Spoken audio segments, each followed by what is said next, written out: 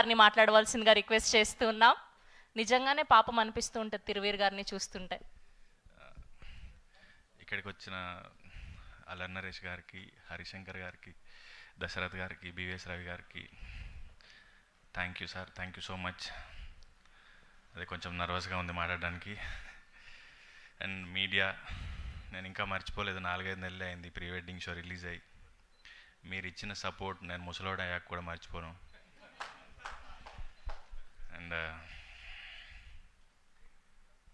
ఏదో మాట్లాడదాం అనుకున్నాను, ఏం మాట్లాడలేకపోతున్నాను. మీరు గుర్తు చేశారు కాబట్టి అజయ్ ఘోష్ గారి గురించి చెప్పాలి. ఈ సినిమా చేసినప్పుడు ఆగండి సార్, అది సినిమా గురించి. మా ఇద్దరి అంటే అందరూ ఏదో హీరో హీరోయిన్ ఇదంతా అనుకుంటున్నారు, కానీ ఒక తండ్రి కొడుకుల బంధం గురించి ఈ సినిమాలో తను రాశాడు నరేష్. మా నాన్న లేడు కానీ చాలాసార్లు మా నాన్న నుండి ఇలాగే ఉండేవాడు అనిపించింది నాకు. సో సినిమా గురించి వస్తే, పాపం ప్రతాప్ నరేష్ చెప్పినప్పుడు, నరేష్ సార్ నేను ఒకటే మాట అన్నాను, ఇప్పటికి కూడా సినిమా ఎలా వచ్చింది అంటే ఈవీవి గారి సినిమా ఎలా వచ్చింది అని చెప్తున్నాను. నాకు అదొకటే మాట వస్తుంది. అది స్క్రిప్ట్ చదివాను, రిహార్స్ చేశాను, షూట్ చేశాను, డబ్బింగ్ చెప్పాను, బట్ స్టిల్ నాకు అదొకటే మాట వస్తుంది.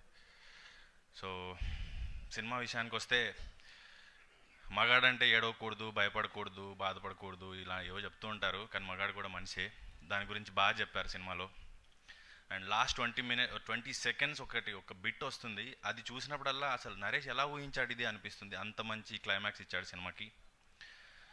అండ్ పాపం ప్రతాప్ అంటున్నారు కదా, ఏప్రిల్ 17వ తారీఖు మా బుజ్జమ్మతో మీ దగ్గరలోని థియేటర్స్కి వస్తాను.